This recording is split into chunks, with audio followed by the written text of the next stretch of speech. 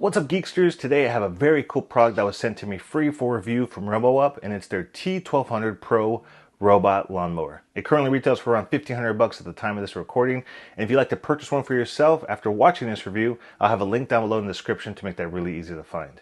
So the mower itself isn't very large. It's about 2 feet long by 1.5 feet wide and almost a foot tall. So it's small enough to squeeze through tight spaces in your yard. It's not too heavy. It weighs in at about 24 pounds, which is good because you'll have to pick it up and carry it around from time to time.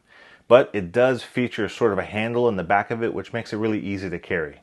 It features a battery that should give you a little over an hour and a half of continuous mowing.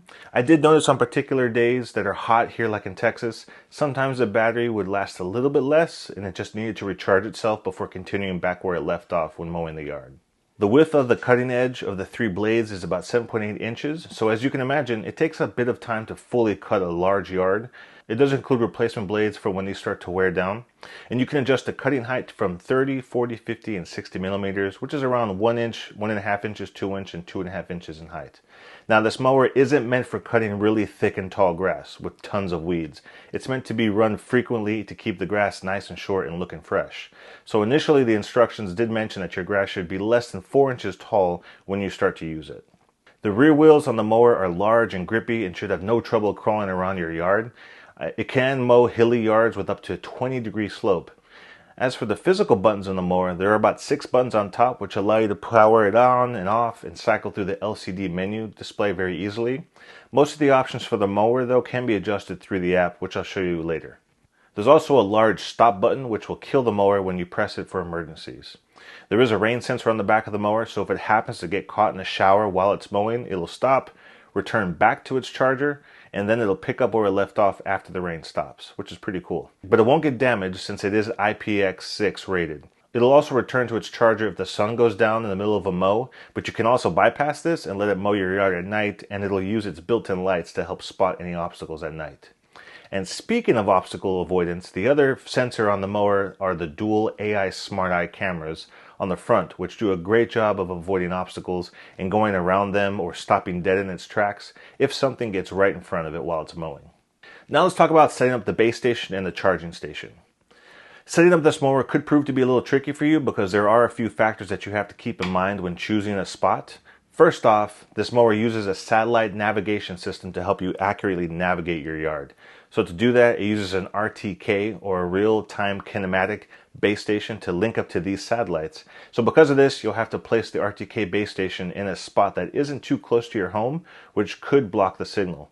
And the instructions actually say to maintain a 3 meter, which is about 10 feet distance from roofs, trees, and walls. And there's actually a light on the base station that will indicate if you found a spot that has a strong signal. But if you need to position it in a spot that's away from your house, they do include an additional 30-foot power extension cable that you can connect to the charging station, which will power the base station. You just have to be really careful to tuck away this cable so that way you're not accidentally running over it by the mower. There's also a wall mount adapter that you can get to mount the RTK base station to the roof or to the wall of your home to get it really higher up off the ground. Now, finding a good spot for the charging station is much easier. You just need to make sure that the spot is flat and that it doesn't have any obstacles like trees or any objects within 6 feet from it. You also need to make sure that you have a strong Wi-Fi signal from that spot. And they do include an additional 30-foot extension cable if you need it to be able to reach a plug. And there's also these anchor screws that they give you to make sure it stays put in your yard. It can be a little bit tricky to set up these pieces, but once it's done, you're good. You won't have to mess with it again. And if you do get stuck while trying to set it up, RoboUp has excellent customer service that's very responsive and can give you some help to get set up, which I did need, and I did take advantage of while setting this up for myself, but they were great. They helped me big time, and they had me running in no time at all. So let's talk about the app. To connect the mower, you just need to download the free RoboUp app and pair it to the mower.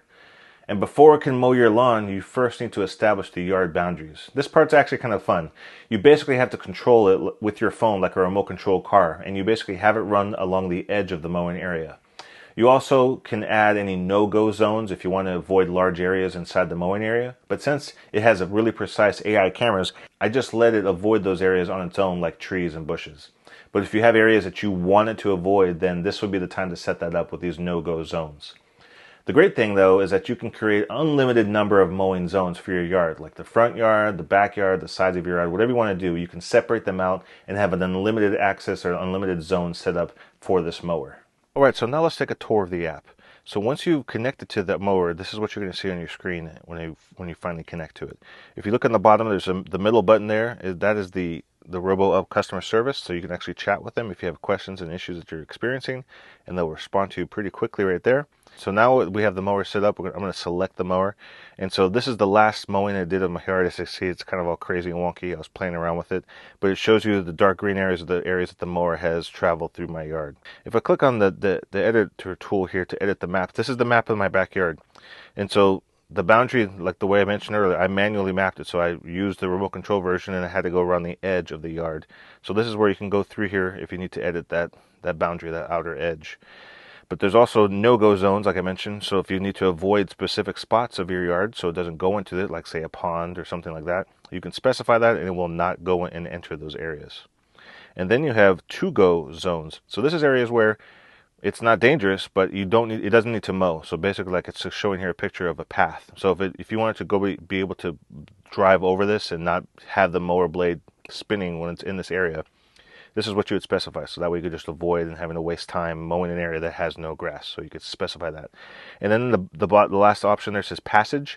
That's when you can set up. I only have one zone set up for my backyard. If I had two zones, I can go to this passage selection, and I would tell the mower how to connect, how to get to the other zone. So you basically tell it what path for it to take to get to the other zone if you want to do two zones. But right now, I'm just mowing my backyard. If you go back over here, and I'm going to click on the other option here. So these are some more settings that you actually can make on the mower itself. So like the cutting height blade, you can adjust it right here. So 2.36 inches all the way to 1.18 inches. The mowing path control. So right now I just have it set to auto, but you can set it to single or partitioned where it mows it in sections. The mowing sequence, you could do parallel lines first or the edge mowing first. So it does the whole edge and then it does all the lines on the middle of it. And then edge mowing range. So all areas, the boundary or no-go zone. So those are just some different options that you can have right there. So we go to the top right corner for more options for this particular mower.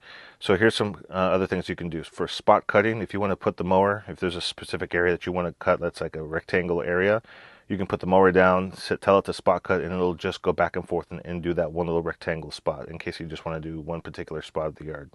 Schedule mowing, this is where you set up your scheduling. So right now I have mine set up for Wednesdays between 8 a.m. and 8 p.m. Whenever it feels like doing it, it's just going to mow and take care of the yard at that time. The remote mowing, this is basically the remote control. So this is like how you treat it like a remote control. If you want to do this by hand, which is what I was kind of messing with earlier. So you can basically drive it around like a little remote control car and tell it where you want it to go and guide it. Just kind of something fun to play with and tinker around with whenever you feel like messing with it. The anti-theft, this is interesting. So obviously you can use this mower in the front yard when there's no fence, but then people can just walk by, like a kid could walk by and pick it up. But this option right here makes it to where if they do that, there'll be a sound buzzer, the alarm that'll go off, start sounding. So hopefully it would scare them and they would drop it. And even if they were to take off with it, they can't use it because it has a lockout. There's a PIN code you have to enter to be able to get into the settings and to use it. So that wouldn't prevent them from stealing it from you, but it would prevent them from being able to use the mower if they were to take it from you. And this is the option here, this anti-theft. With the buzzer sound, hopefully that would be enough to scare them to drop it so that way they don't take off with it. The next option we can see here is the no mowing. And so this is basically, I have this turned off. So this is like at nighttime, it'll make it to where when the sun's starting to go down, it tends to detect the sunrise and sunset and it'll go back to its station. I have it ignoring that. I don't mind if it mows it at nighttime, so I have this turned off. And then the last thing is pretty nice is the blade replacement. So it lets you know how much time you have left before it's time to replace your blade. So it keeps track on every time you replace it. You would reset this and then it would let you know, okay, you have this much time left before it's probably time to think about replacing your blades. So just some really nice handy features to have within the app. Obviously there's other things you can update here, like the PIN code to get into the device and device information. It lets you know the firmware version, things like that. And you will use this app also to update the firmware on the mower itself. So those are basically most of the features and the main things you'll see and what you'll be using on the app. So here's some extra final thoughts about this mower. Although I wouldn't personally leave it outside during a rainstorm, mostly because I wouldn't want the plastic to get overly weathered and worn out. The same goes for leaving it outside during the day. Technically, you're supposed to just leave it parked and charging during the months that you're mowing so that it can always be ready to run another mowing cycle each week. on the, whatever schedule you set up. But since, like I said, it gets really hot here in Texas, and we're about to start having some consistent 100-degree days back to back, I think I would just prefer to keep it stored on my shed and then just pull it out when I'm ready to mow, you know, have another mowing of the week. But I would leave the charging mat and the base station outside out because I don't think that'll get damaged. It is rated to handle being stored outside in up to 122-degree conditions, but like I said, I think I'll just help it keep it running smoothly and lasting longer if I were to store it away between uses. There are little tents and little mower garages that you can also purchase separately to keep it in the shade and to keep the water away as well, which is another option you can have for you. Some things to keep in mind though is that this is meant to keep your lawn trimmed frequently, right? Not to mow your yard once a month. It's more like once a week probably, depending on the growth of your grass. Obviously it doesn't feature a bag to bag your grass if you're big on that, but since you're going to be mowing frequently and mowing the grass constantly, the clippings are going to be very, very small and minimal. So I don't think that's going to be an issue. I did notice that sometimes the edges along the fence or my deck weren't completely cut, so I had to go back and use the edger to get them edged up myself. But I mean, I'll take that over having to mow my whole yard for myself anyways any day. So I could probably just adjust the mowing zones and maybe get a better edge on that and get it a little bit closer to the edges to avoid having to do that. But overall, this has been a really awesome product. I look forward to using it all throughout the summer, and especially helping me to get frequent mows, because sometimes you just get busy and you don't have time to go constantly mowing your grass. But this will help you kind of stay on top of it and keep that grass looking fresh at all times.